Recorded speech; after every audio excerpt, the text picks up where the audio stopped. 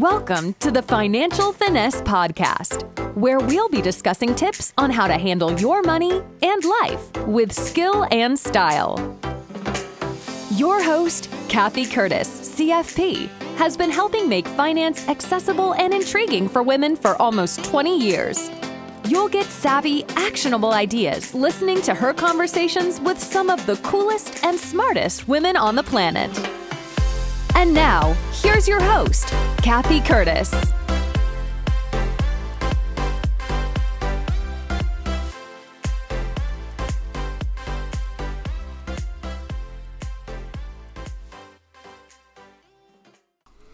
Welcome to the Financial Finesse Podcast, where we highlight the unique insights and experiences of smart, savvy women to help you make better decisions with your money. I'm your host, Cathy Curtis. Today's guest is Ruth Krumbhaar, a successful therapist, coach, and part-time real estate investor who has built a reliable source of passive income through her real estate investments. Today, Ruth is going to share the wisdom she's gained through her experience to help other women, and especially single women who are curious about real estate investing but don't know where to start. Ruth's journey began when she bought her first condo in an up-and-coming area of Berkeley, California, and nearly tripled her investment in just a few years. Fueled by her initial success, she began learning everything she could about investing in real estate and has since expanded her portfolio to include multiple properties. Her experience has made her an expert in finding the right properties, building a successful real estate team, and managing a diverse portfolio of real estate investments. In today's episode, we'll cover how Ruth made the transition from homeowner to real estate investor, some of the mistakes she made as she learned the business, why it's important to manage your emotions as a real estate investor, the types of properties Ruth has invested in and what she believes makes a great investment property, how to build a great real estate team in any part of the country, and the financial planning aspects of investing in real estate as a single woman. Ruth and I both believe that real estate investing can be a great source of passive income for single women, and I'm excited to share Ruth's unique insights with you in today's episode. So sit back, relax, and join us for a fascinating conversation as Ruth and I explore the wide world of real estate investing. Hi, welcome to Financial Finesse, where we bring you insights and experiences from interesting and successful women. Today we have a special guest, Ruth Krumbhaar, who has built a source of passive income through investing in real estate. Many women are curious about investing in real estate, but don't know where to begin. Ruth, I know that your real life and personal experiences and insights will be invaluable. Thank you for sharing your expertise and joining us on the show today. Can you tell us how you got started in real estate investing? Well, it was a long time ago, and I was looking for an apartment to rent in San Francisco. And I answered an ad and went to a beautiful apartment on Dolores Park. I remember it so well. And the woman there had just bought it. And she said, "You can rent half of this apartment, but I own it and I'm going to be working on it while you live here. So just wanted to let you know." And I walked away thinking, wait, if she can do it, I can do it. I think I want to buy my own place. What's stopping me? So I looked at real estate prices, which were very high. What year is this? This was, it was in the 1990s. Okay. Real estate prices were already high in San Francisco. I looked at my bank account. It was low. My stepmother, generously, I talked to her and she said, "I'll give you money for a down payment." And it was $20,000. So that's basically how much I had as a down payment, And was that enough back then? Well, I looked all over San Francisco and I couldn't find anything except in really, really scary places. So I ended up expanding my search over to Berkeley, because I figured that was a community that I believed in, that I knew was solid, and I felt like also had little pockets that would appreciate. And I bought my first condo which my friends and I called the cheapest condo in the Bay Area, in a little pocket of Berkeley that was sort of up and coming. And So cool. So what was the pocket? it's called now the Gourmet Ghetto, but it was the southern part of it. And so it was a conversion from a TIC into a condo building. It was an old building with 6 units, and it was the perfect opportunity for me. So together with the other owners, we got the building painted, we landscaped it, we all improved our units. And I ended up doubling or almost tripling my investment within 2.5 years. You bought this to live, right? I did. I lived in it, but I kind of worked on it. Like the woman who I had gone to see the rental apartment, I was sort of following her model. Okay. And it was great. So that gave me, when I sold it, after a couple years, I had enough money now to move back into San Francisco, which is where I wanted to be. And then I bought a place in the Mission, and another one that I lived in. And you could just sort of see the neighborhood slowly changing. What year was that now? I'm just trying to get the timeline of when you invested. Yeah, that was that was around 2000. Okay. So that was in the .com boom, and real estate was probably priced pretty high in the Mission, or maybe not yet. Maybe not yet. Okay. No. So yeah, one of those areas that I had a good sense. It was more of a gut sense than a research sense that this was an area where sort of people were wanting to live. It was kind of artsy. It was eclectic. There's beautiful architecture, great little cafes, and restaurants were sort of popping up. And so that told me it was a place I wanted to live. And because it was a place I wanted to live, I figured other people would be coming soon. So you've got the gut instinct for real estate, it sounds like, from these 2 examples, which I think is a real thing. Yeah. Successful real estate investors go with their gut. And maybe they do some research, but a lot of it is instinct. I want to talk to you a little bit more about that as we keep going. Okay, so you're now bought another place to live in the Mission, and what happens from there? And from there, I got married, I had a kid, I moved out, but I kept it as a rental property. And that's when I switched over from having real estate to live in as my sort of home into something that was an investment and something that I generated income from. Okay. And that's when everything sort of switched for me. And then I rolled that in.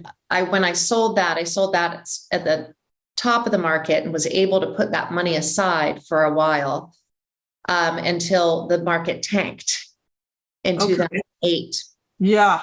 And that's when I was able to buy a property on Telegraph Hill, which is a 2-unit property.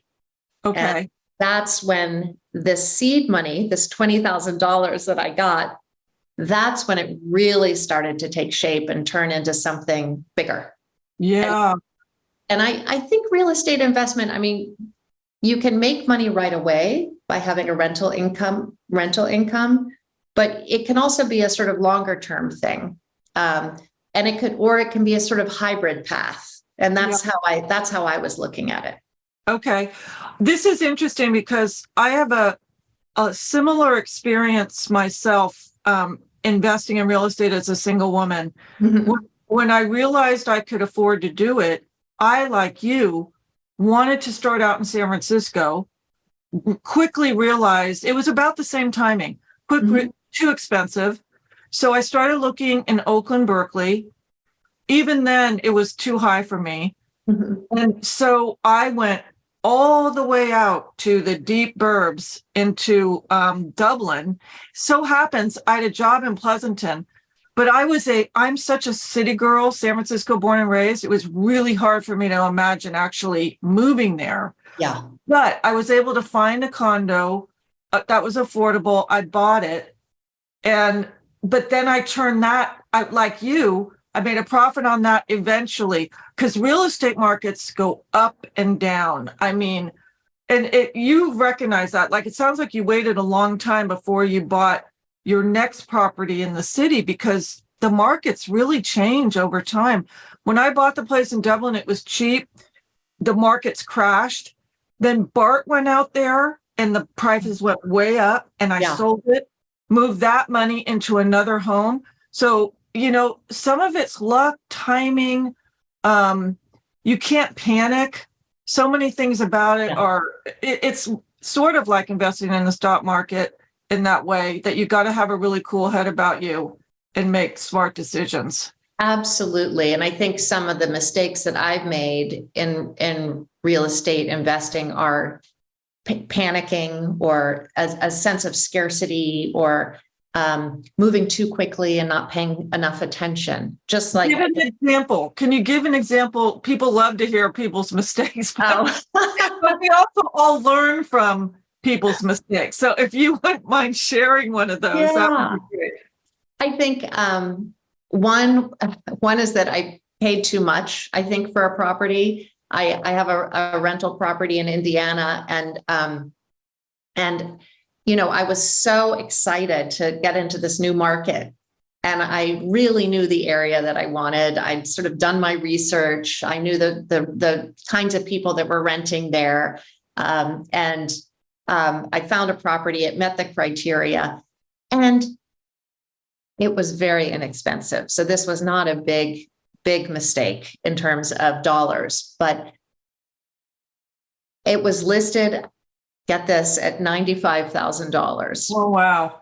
I offered 85, and then we negotiated up to 90.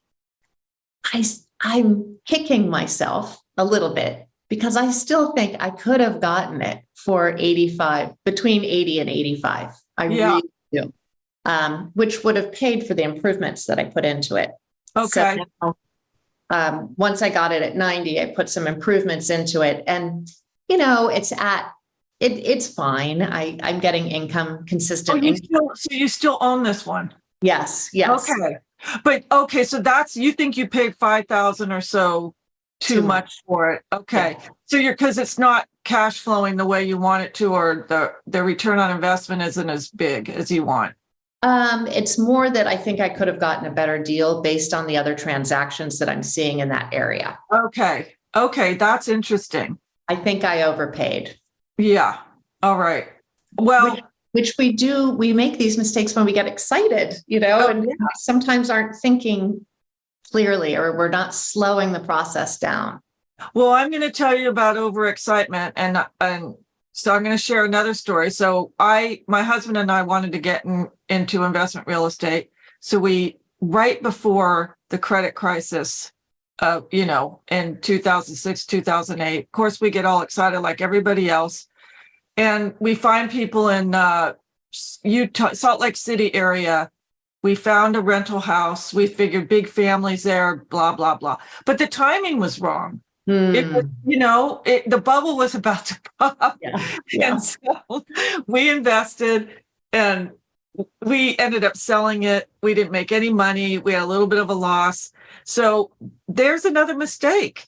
And it was because we got caught up in the hype, like a ton of other people did. We're very lucky it wasn't our home. A lot of people, foreclosed during that time. But you have to, so we didn't have the instinct like it seems like you did for that. And sometimes we make those mistakes. I made another one recently. I was trying to buy a property, and I just didn't bid high enough. I knew it was competitive, and I knew I also had a financing contingency on this particular one. And I knew it was a hot location and a great price for this particular house, and it had some architectural integrity, but it was really cute. It was a little craftsman bungalow. Where was that? In Richmond, Virginia. Okay. In this area called Churchill, which is really happening right now. And so, and the price point was low. So it was lower than most properties in that area. So I should. The one that got away, it sounds like. Yes. That must be disappointing. Yeah. But we all have those, and we have to learn from those. We have to learn from them. Right. So tell us, I asked you about a mistake. What has been your greatest success so far in real estate investing? I think all my Bay Area properties have been great. The one on Telegraph Hill, particularly, because I bought it at the right time when things were really in a slump, and the sellers were really motivated. They had some family issues, and they wanted to just break even. And so I got it at a great price. There were no other buyers. The sellers needed to sell. It was helping them. And it was a property that also had some potential to improve. And so it went from a sort of mediocre, ho-hum property to something that I developed into something it's really quite beautiful. And we've had people like rent out the patio area for parties, and it's pretty neat. And so that sounds amazing. Yeah. What led you to find that property?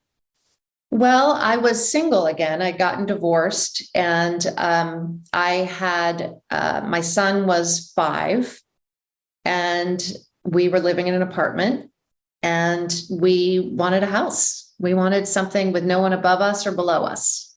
And so this property is a little cottage in the back of the property, and then a courtyard sort of terrace area in the middle. And then in the front, it has a garage with a studio apartment above it.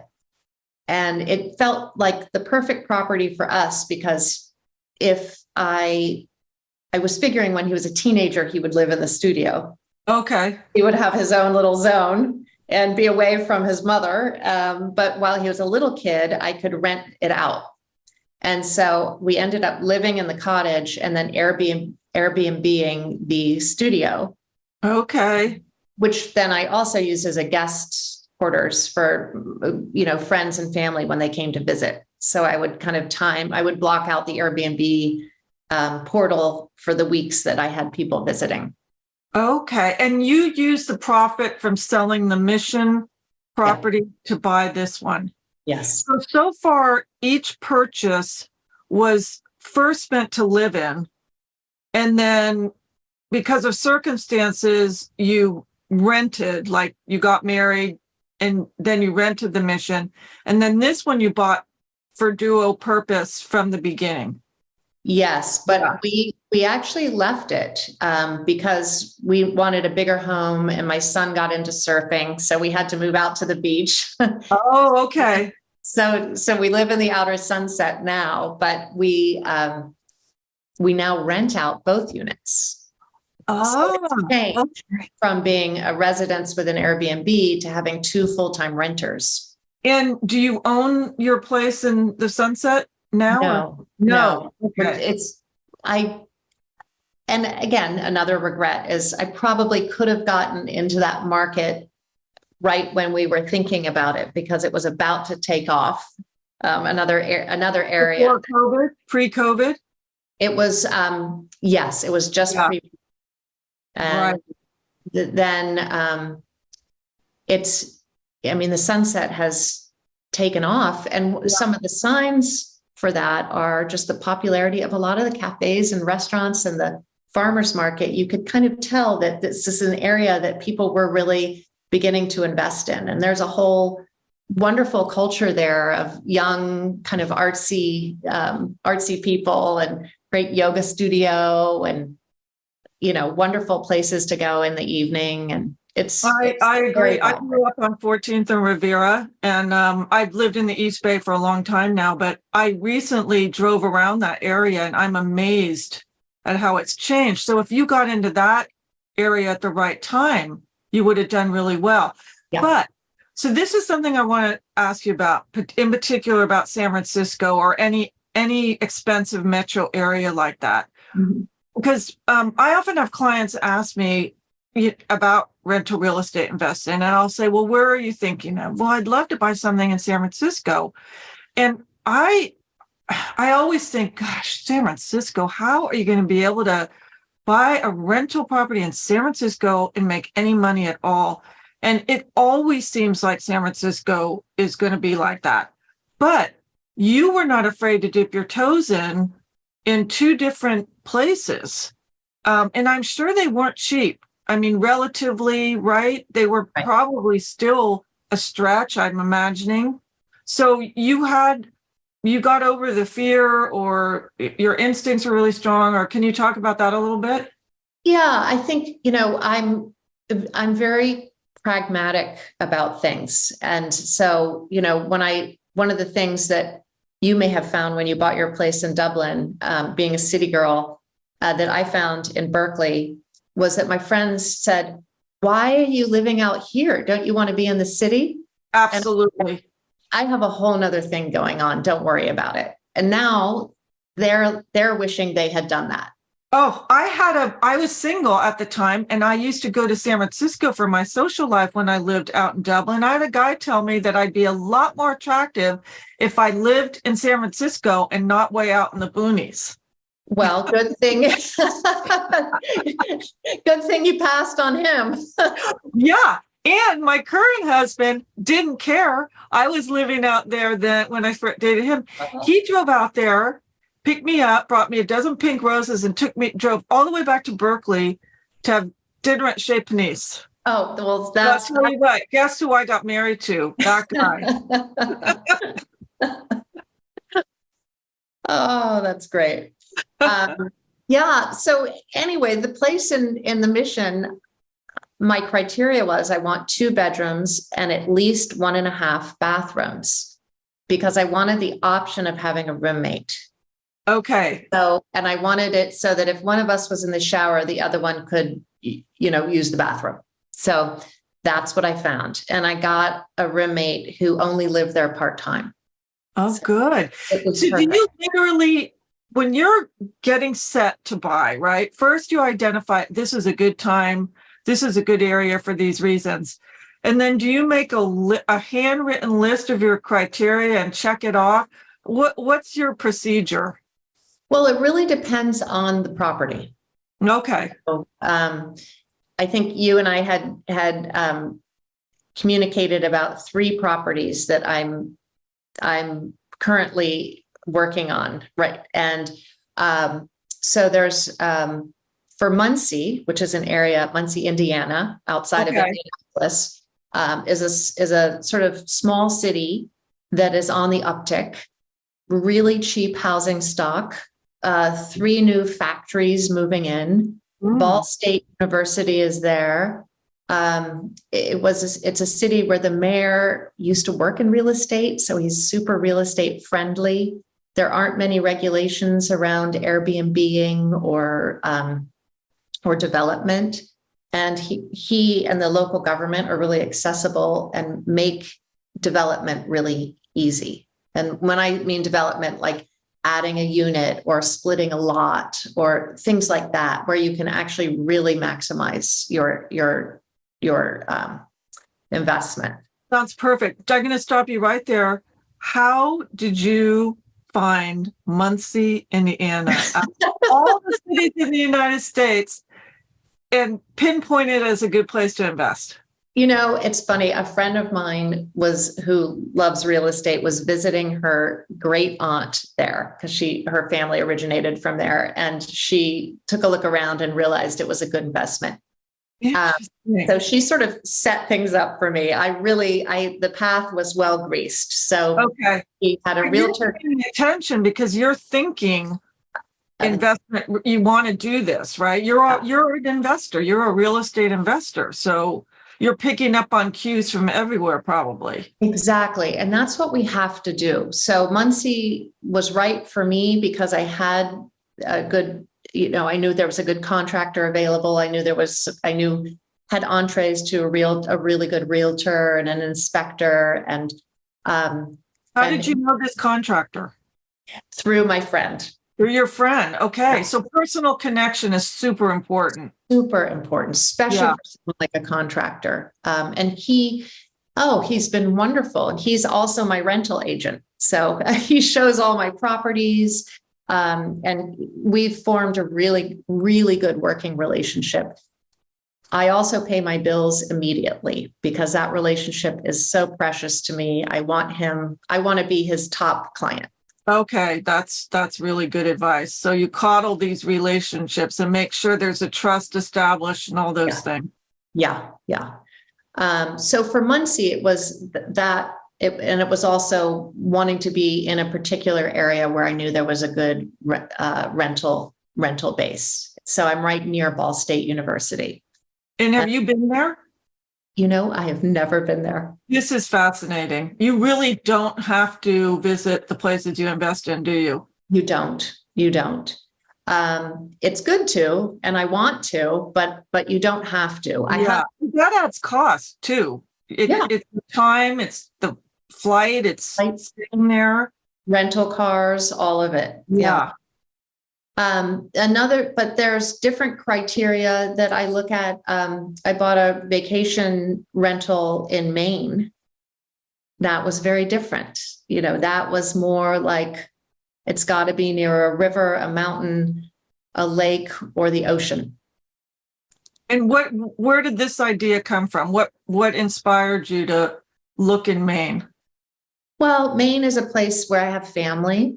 And I wanted a vacation, a home for myself, close to family, living on the West Coast. I wanted something on the East Coast. And so Maine holds a particular place in my heart. Okay. And I also knew that my family all over the East Coast would come there to visit. But I also knew it was an area where real estate was really beginning to take off. Portland has become a pretty trendy and affordable option for a lot of young people. So there's a lot of great restaurants. There's a whole sort of creative community. It's very artsy. And so I wanted to buy a property that was sort of a spin-off from that hub, where people would live who were connected to that kind of energy. Okay. And also where people would want to stay on their vacations. And so I layered and layered and layered criteria and ended up buying a home on an island, which has its own sort of community. It ended up sort of not following the model exactly because it was far enough away from Portland that it was really more of a vacation land kind of. Okay, but this happens, right? You have a plan, but depends what comes up. Yeah. So what was wonderful is that I had my criteria at my price point, and I called my cousin, and she had actually just bought a property on the same island that I was looking. Oh my gosh! So a little serendipity there. Yeah.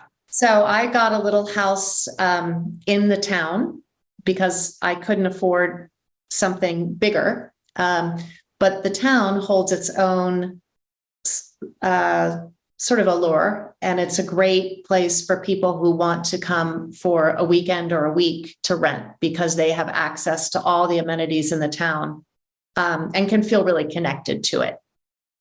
And for you too. It's a vacation home for other people, but then you reserve it when you want it. Exactly. Sort of like what it sounds like you were doing with the Utah property. No, Utah property. That's what's interesting. We bought that strictly for investment.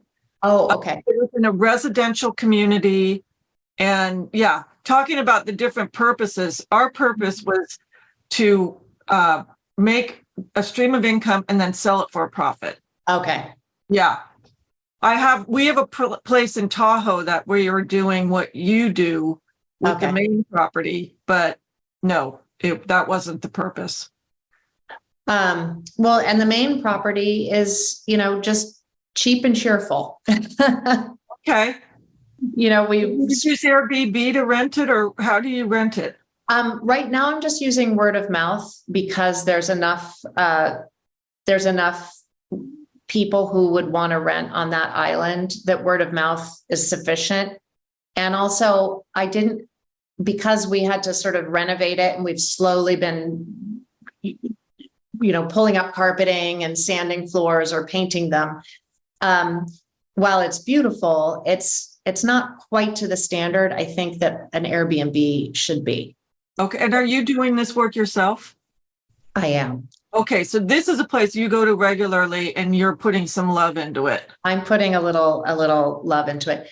And the reason I'm doing that is there aren't that many, and this is something important to consider, there aren't that many people there to do that kind of work, because it's a lobster fishing community. The year-rounder people are making so much money as lobster fishermen that they don't want to do building. Okay. So while I have people who can do housekeeping, the bigger stuff, the more construction related stuff, is I don't have help for that. So it's so important when you buy a property, if it needs to be improved or it's going to need some maintenance, let's say it has decks or pools or things that may over time need to be repaired or taken care of, that it's within a community where you can get help. Yeah. So that's where sort of the research or having a contact in the local area becomes very important.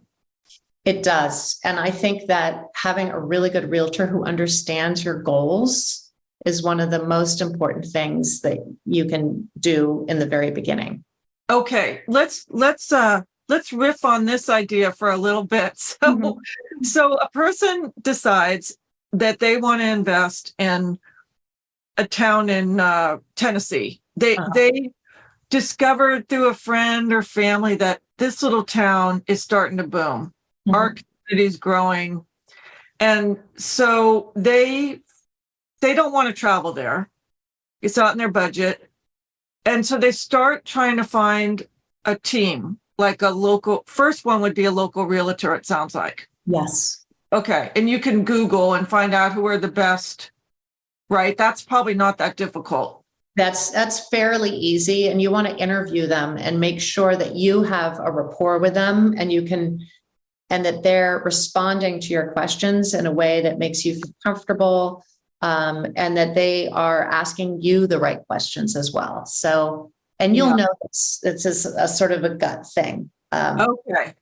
And I'm assuming that local realtors, at least the ones I know here, they are so connected with contractors and, people, decorators, and there's so many contacts. If they're a good realtor, they develop their contact list to help their clients. So that could be the first source of many other sources of help in building your team. Absolutely. Okay. And so that's one of the most critical pieces. And they will send you leads. They will sometimes send you off-market listings. And you should also be doing your own research in addition to that, because you may find something that may be outside of your criteria, but that looks interesting enough that you ask them about it. I recently did this in Muncie with my realtor. Okay. And so you would go on Zillow or some of those sites and just put in your criteria and do your own side search too. Yes. Okay. Yeah. And then in finding out things like you found out this interesting fact about the mayor in Muncie, that was through a personal contact. But could you also find out what's going on, like development wise, or companies moving to a city, things like that, on a local community site? Or yes, I go. So for Muncie, for example, and actually I'm really interested. You brought up Tennessee. Chattanooga is an area that I'm interested in. I've heard that. Yeah. I've heard it several times. Tennessee has come up in conversations with people. I think there's still a lot of value there, and people are moving there. So, and how do you find out about the growth factors going on in the area? A headquarters moving there, a progressive political scene, what, where they want to build more community spaces, all those things that you can find out. I think the key word here is to just be obsessive. Okay. And just start looking and follow the threads. So right after I chose Muncie, I read in Forbes magazine, there was an article about real estate investing, and Muncie happened to be listed in it. Okay. So I was like, yes, I made a good decision. And then I sort of followed some of the links in that as well. And it led me to understand that while the enrollment in Ball State is actually going down a little bit, which is concerning, these factories are coming in. So I don't understand yet why Ball State enrollment is going down, or what the levers are to improve it, or why, what is exactly going on. I'm curious. So I want to be obsessed about that. Yeah. See, that's interesting. It's the curiosity. I mean, the fact that you are going to find out about that is fascinating to me. That's how deep you have to go to understand an area if you're going to really do this right. Yes. And then you look at what the local government is doing in terms of development and investment in the infrastructure of the city. Are there new subway lines going in, or bus lines, or is there a new bus terminal, or is there an airport being developed? Which airlines? So in Maine, for example, there's a teeny tiny airport right near my island, and Cape Air has regular flights between Boston, New York, Nantucket, Cape Cod, coming in to where the ferry leaves, an area right near where the ferry leaves to go out to the island. So that is important for me to study those the flights. Are they adding flights? Are they subtracting flights? What's happening? Absolutely. How accessible is this area? What about also things like all these natural disasters we're hearing about now, the flooding and all I'm sure that must be top of mind wherever you're looking. There is a website, and I wish I could remember it. And it basically, you can put in any address, and it shows you the potential for natural disaster, whether it be fire, severe weather, heat, flooding. I think there are a few other criteria, and they show these maps. Oh, wow. Then they assess all the areas, I think, in the world, but I've just been looking in the areas. I've just been inputting addresses or city names that I'm in. You know what? We'll find out what it is, and I'll put it in the show notes after. That would be great. Yeah. It's so interesting. And again, this is something, if you want to invest in real estate, it's fun. If you like this stuff, if you like getting obsessed about these things, it's really fun. Yeah, I know it sounds fun if you have the interest. Exactly. I think that's key to be successful in this. It can't be taken lightly, like, oh, I'm going to find a realtor in a city where I think it's going to grow, and I'm going to rely on them to find me a place, and then I'm just going to buy it, and I'm going to make passive income, and everything's going to be fine. It's not that easy. No. And that's why I think not everyone should do it, because it is a pain sometimes. I just had a renter give notice. So now I've got to advertise once again and get the place cleaned and check for, it does require work, but. Yeah, I know when you're trying to figure out what the cash flow will be, you always have a vacancy percentage, right? It's going to happen. Yeah. To see if the numbers work. What percent do you assume? 10% or 20%? Yeah, I just assume it'll be rented 10 months a year. Okay, that's good to know. And then I add in, sort of cleaning, maintenance, landscaping, pest control for Telegraph Hill. There's an issue with pests, so you have to have pest control. Other properties, I don't have to have that because it's not an issue. Yeah, so you need to know all of those things. Let's switch gears a little bit and talk about financing, because I think people are going to be really interested in that. Yeah. Is there a down payment requirement in just tell us about your experience in financing these properties. So it depends how much money you have and what your goals are and what markets you're looking in. So for example, in Muncie, I bought my property and I'm in the process of hopefully buying another one with cash. Okay. Because it was not an expensive area. I felt it was a good place for me to put my cash and just get some monthly income off my cash. I'm in the process because I called around to some local banks in the Muncie area. And there's a really good deal going on where I can get a HELOC, so I can pull some money out of my house at just over 5%. Yeah. So that's good right now. Yes. Yeah. And so is that variable though? Will that go? Yeah. But still, it's a low starting rate. Yes. And so that will allow me to free up some money temporarily to, say, buy the second house. And the second house I'm buying from a private seller. And so he isn't in a rush. And so as soon as that HELOC comes through, then I'll pay for the second house with that. I love it. Okay. And then there's once equity in the first place for you to pull out whatever cash you need. Exactly. And is that because of appreciation, or was there always the equity? It's a little bit of appreciation, and there was always the equity because I paid all cash. Yeah. Okay. All right. So sometimes you have to pay all cash. Yes. So for example, in Richmond, because it's kind of a hot market right now with investors and people like myself and like probably a lot of your clients, it's an area where you need to go in with cash. And so that was, again, a mistake I made. I went in too low and I had a financing contingency. So I was. This is what you didn't get. Okay. Yeah.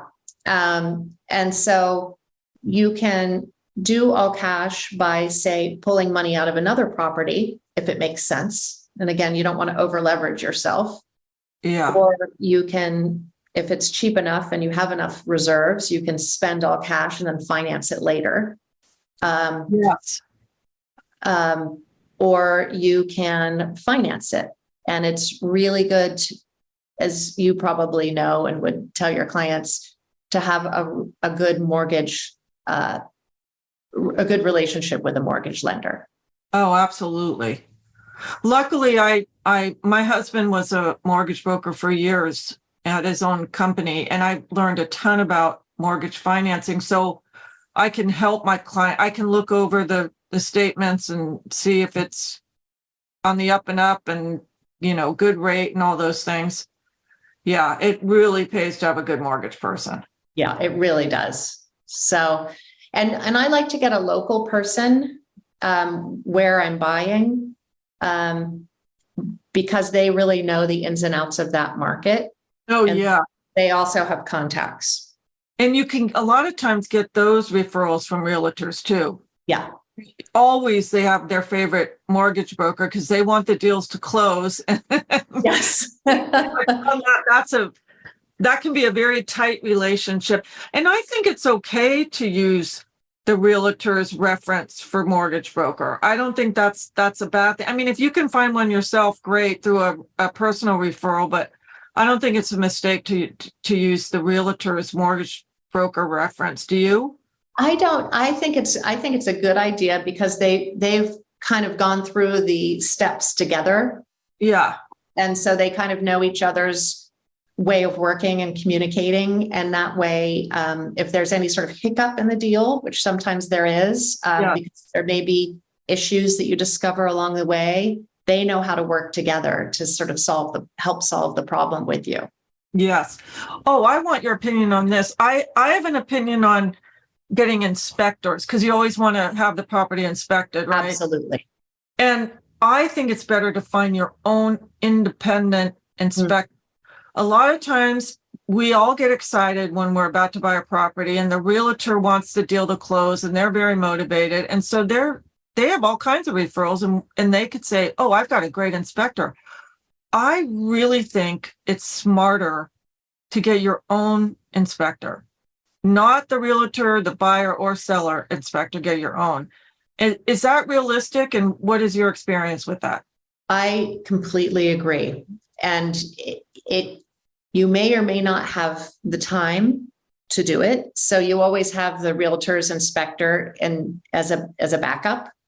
But if possible, I agree, because you want an independent assessment, especially if you can't go to the property or if you don't know a lot about construction or issues that might arise.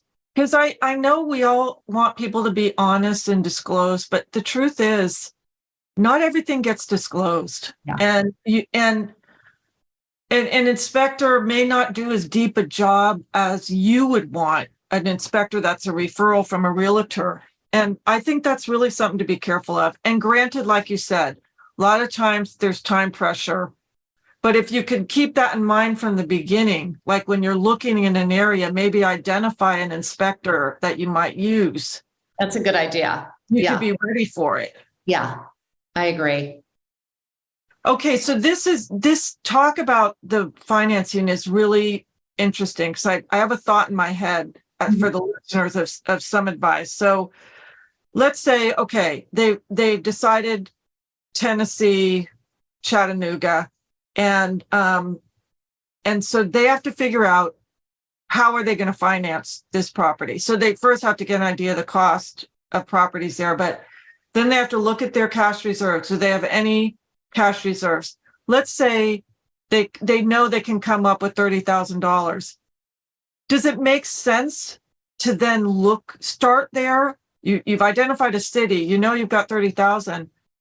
Look for the price range that will support a $30,000 down payment, and plus there'll be other costs, closing costs and things like that, right? Mm-hmm. Would that be a good way to go into an investment?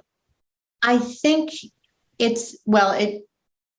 I think you also need to consider that the property may need some maintenance.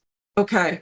And as you mentioned, all the closing costs, insurance, tax, those numbers as well. And so I would hesitate if say 30,000 was your number, and you want to put generally 20% down in a not super competitive market, then I would go a little lower than that.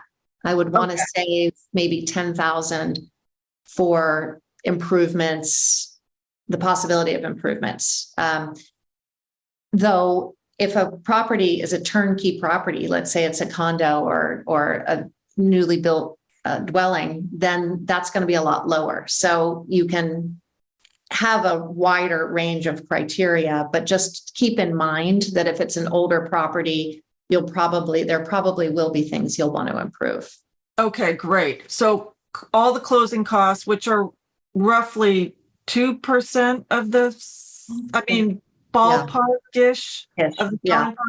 Yeah. So make sure you take those into account, down payment, and know the state of the property and estimate improvement if it's not turnkey.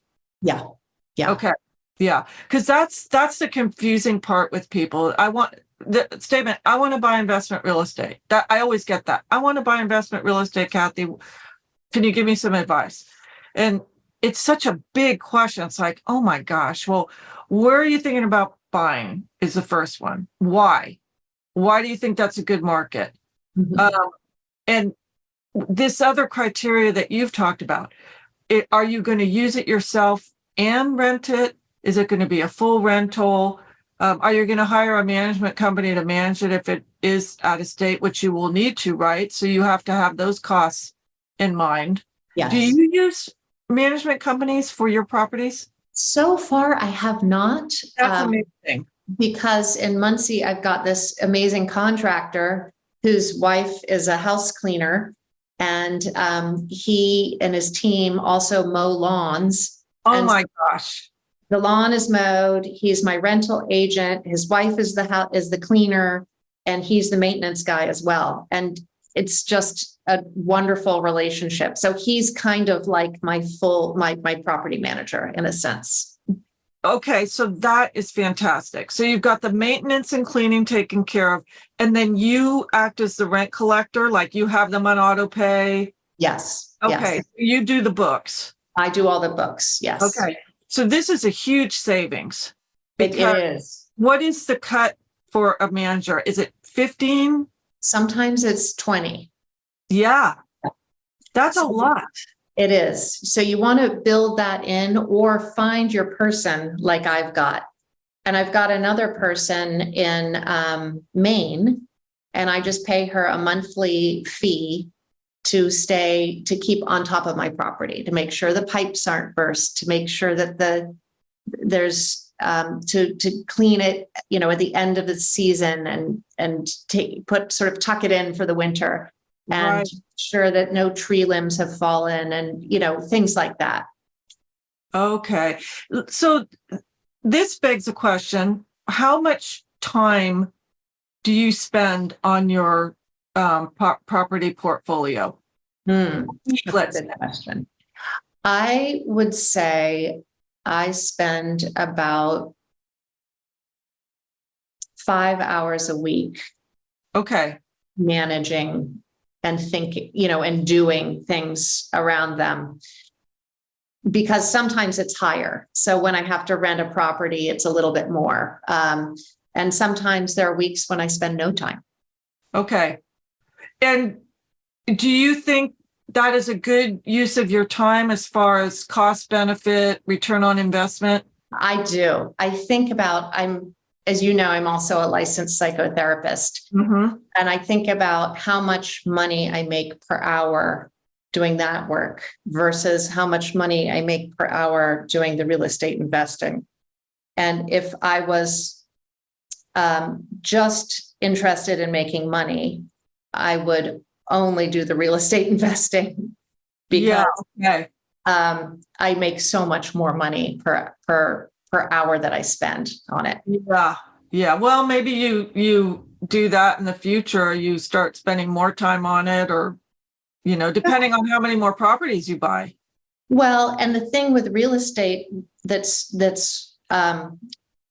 exciting is you can start small and then just leverage that property and then get another one and then leverage that one and get another one. And it can be sort of, it's so exciting to see young people buying a property, whether they're going to live in it and rent it out, because you can imagine over time how that's going to expand and grow if that's what they're interested in.